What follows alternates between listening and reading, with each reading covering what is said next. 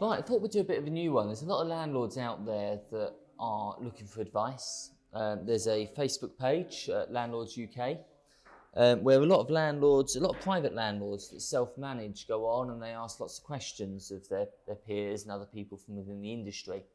A lot of these questions are questions that a lot of our landlords here in Maidstone are going to be asking. So I thought we'll just go through it at random. I've not pre-selected any. So we're going to have a bit of a lottery, what we come out with, and let's go through a few of the questions and see what the answers are. This should be interesting. What have we got? Let's have a little scroll. In the contract I drew up for my tenant, I listed various white goods as gifted. My tenant thinks gifted items, the white goods, are theirs to take. Anything I can quote to discourage this legally wise? She is being awkward and wants to leave a month early and wants her deposit back before handing over the keys. So the issue here seems to be that she's listed in the tenancy agreements the white goods are gifted and is taking issue with the fact the tenant thinks that they're theirs to take. I try and steer clear of gifting white goods or anything of that nature. I like things as black and white as possible, not an ambiguous grey as you see right here. My interpretation of that is you've gifted the appliances to the tenant. They're no longer the landlords, they are the tenants. She can take them. If she leaves them, then I would then look at billing her for removal of items. So no, the landlord you've gifted them, they're no longer yours. I mean, presumably the reason that she's put them as gifted is to avoid the risk of having to maintain them. Well, yeah, it's that, initial testing to confirm they're safe. He doesn't want the legal and statutory responsibility of maintaining. So you've gifted it. You can't have your cake and eat it, landlords. I'm sorry, they are no longer yours. As soon as that contract become binding, those white goods for the tenants. Tenants, right. Absolutely. In that one, the point about leaving early, well, that's by mutual agreement, and wanting the deposit back early. No, you need to surrender your tenancy, return the keys, an appropriate checkout being done, and then the deposit being assessed against the original inventory, allowing fair wear and tear. Okay. Another one. Court hearing tomorrow. My tenants are taking me to court for an injunction for not doing repairs. They have a disrepair report from an expert. They have a solicitor and a barrister. I believe they have done the damage, so they should be replacing it. Has anyone else defended an injunction?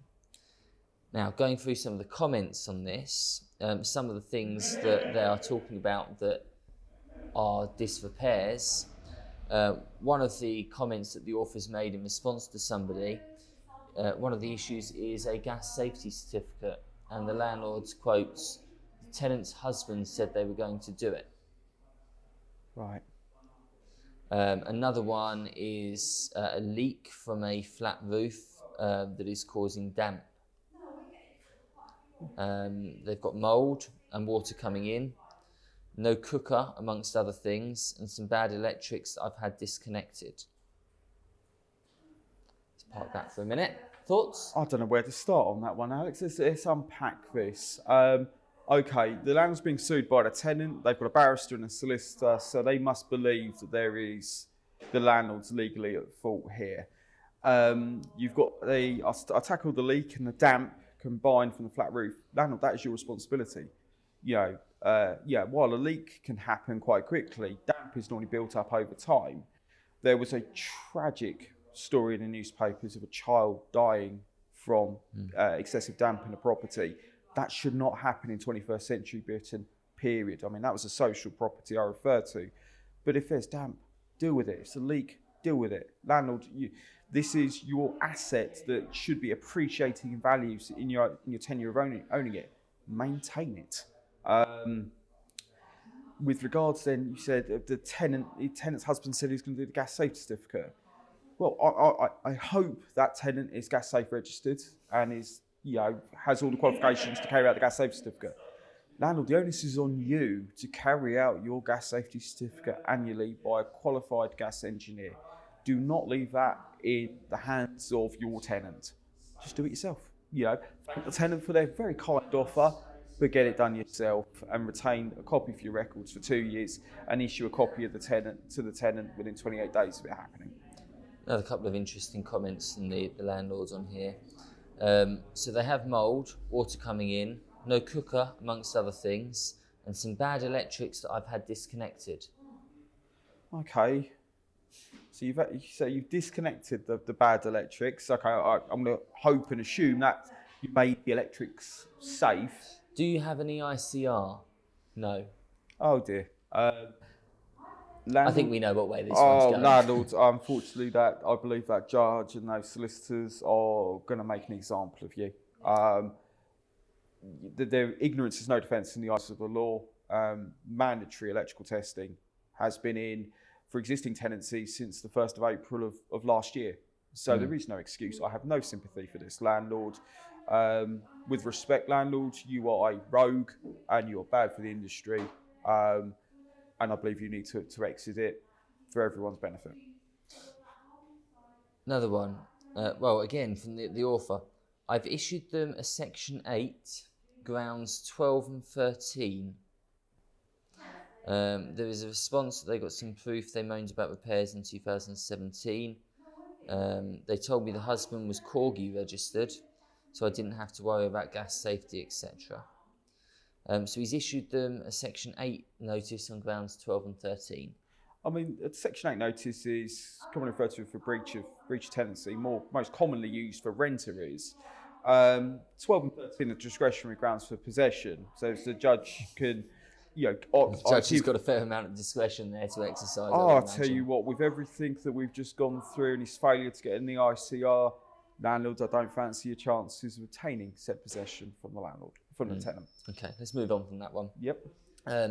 Anyone got any advice for solving condensation/mould issues caused by the tenant not ventilating and drying washing inside? It's a ground floor flat.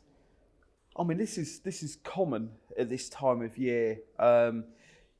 Properties need to breathe. You need to ventilate them to stop a build-up of condensation, as well as having them adequately heated. Now, unfortunately, due to the cost of living, tenants are turning down their heating, not turning on as often, just because of the cost of it. We here at Edmonds issue tenants a how to manage condensation guide, which explains the importance of ventilation and adequate heating. I assume this landlord has a very good relationship with his tenant, and sit down, have a chat with them, explain the importance and the consequences and the outcome of what could happen there. Okay. Let's find another one. What's this one? Am I being unreasonable? Let a property in September 22 where it became evident prior to the tenancy starting that there was a long/medium-term need to retile the shower area in order to prevent a water leak to the flat below. Letting agent and I both told the prospective tenants that it would need to be done when they were not in the flat, and they agreed that they would cooperate regarding the works. I signed the tenancy on the basis of this agreement. Roll on 2 months and the students, agreed to go home for Christmas, and accordingly I've got a bathroom fitter to replace the whole bathroom. Tenants, however, are now asking for a reduction in the rents and asking me to cover the utilities for the period that they're not going to be in the flat. My response is to remind them of our agreement, which was not subject to any rent reduction, and that if they preferred, I wouldn't replace the whole bathroom and just retile the shower area. Have said no reduction in rent, but I would cover the cost of utilities. Am I being unreasonable? I don't think it's a discussion of reasonable or unreasonable. Why wasn't this work done before the tenant moved in? To me, it blows my mind. You know there's a problem. You know that shower area needs addressing because it's causing a leak to the flat below, which then could put you in direct conflict with that fellow leaseholder, with the managing agent of the building and or the freeholder. Best advice would be just to deal with it while the property was vacant between tenancies. Let's be sympathetic here and suggest, for argument's sake, that perhaps this was discovered at the inventory the day before the move-in. And the students are about to start their academic year, and it's a case of either the students are delayed moving in, or they agree that you'll do the work over Christmas. Let's assume. Let's be sympathetic. Okay, I would delay the move-in because as soon as you agree to any potential works, and this is a water leak, water causes a lot of damage. You delay. The best advice to that client would have been just to delay the move-in. It says I needed to retile the shower area in order to prevent a potential water leak. Okay, but why wasn't that done between the tenancies? It's still you've identified a potential issue, so that could be loose grout, that could have been a mastic seal, whatever. If it was either of those two things, it's a relatively straightforward process which could have been addressed. You raise a good point. We are where we are. So the proposed solution to the problem, where the landlord has said, well, I will meet the costs of the utility bills for that period, but you're not living there anyway. Should he reduce the rent? No. This is, this was by prior agreement. Students often, I've dealt in the student market, over the holiday periods, go back home, as it were. So that's an ample opportunity to do any of this work. I'm struggling to see why they need to, landlord needs to cover the utilities for that period. But I guess that's a nice gesture from him to cover the standing charge and any nominal use by the contractor. I think it just highlights the importance. If you've got any work required or preventative work, just get it done before the tenancy starts. And this conversation doesn't even happen. Okay, couple more. Another one here from a landlord, just trying to get a sense of what's ridiculous and what isn't. They're not an experienced landlord. The latest request from the tenant asking for a replacement of the toilet roll holder. They're due to move in a couple of days. Well, she makes reference there to latest request, implying there's been a number of requests beforehand. Is this tenant just being picky? If that's the case, then maybe don't start the tenancy with this tenant, refund their holding deposit and start again. I can't comment on what the toilet roll holder looks like, but... pretty bog standard, I'd imagine. But yeah, no, it just seems if there has been a catalogue of requests that have been of this type of nature, just don't start the tenancy. Okay. I've got two more. I'm going to read them together because they're both on a very similar theme. Anyone know how councils are getting away with telling their tenants to stay put in a house even without paying their rent? And the next one, so I gave my tenant a Section 21 notice because I wanted to move back in myself. They need to be out on the 5th of January 23. She's told me the council have told her not to make herself homeless because they can't help while she's making herself deliberately homeless. She's also said she won't be going if she's got nowhere and she's got abusive and fallen out with me. Can anyone explain to me what to do if she hasn't left on the date I've asked? Okay. So two there, both where councillors are advising the tenants to park the bus. And I mean, it's atrocious advice by the councils. They've been directed by central government to assist as soon as possible. Let's play this out. The landlord served them notice. The next stage for the second landlord is on the 6th of January, applied to the courts for an accelerated possession hearing in that regard. That incurs costs. That cost will be passed on to the tenant. That is the stress on behalf of all parties concerned. The tenant's going to be financially disadvantaged because they're going to have to pay back the landlord's legal fees. The next stage from that then is the bailiff's, a warrant of possession. The tenant will also be having to foot that bill in the end as well. And the tenant's going to have this hanging over them that they're going to get a letter from the bailiff at any day, unless the landlord goes to the High Court to enforce possession, and then they'll get no notice. So it's dreadful advice. But I believe, though, unfortunately, there isn't enough social housing in this country. We stopped building houses in any significant numbers on a social level since the 60s. Successive governments have failed in this regard, and this government and any future governments need to take housing a lot more seriously and not change housing ministers like I change my socks.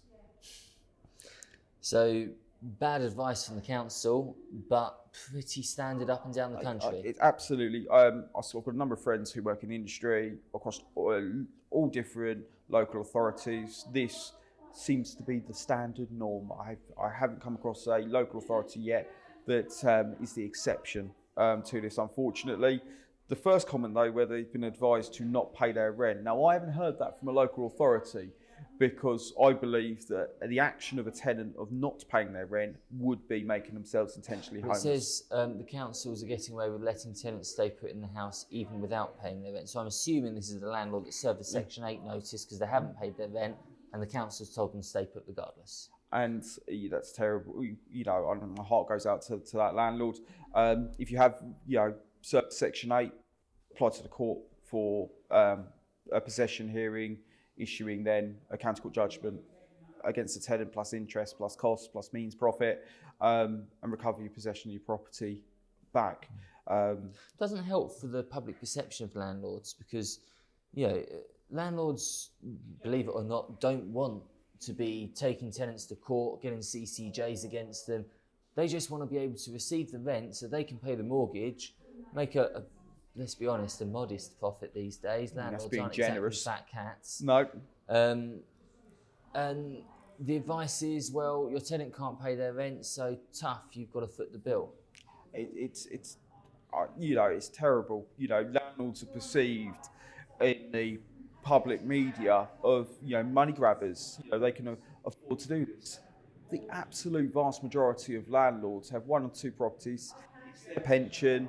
They're just looking to do this and to provide homes for tenants.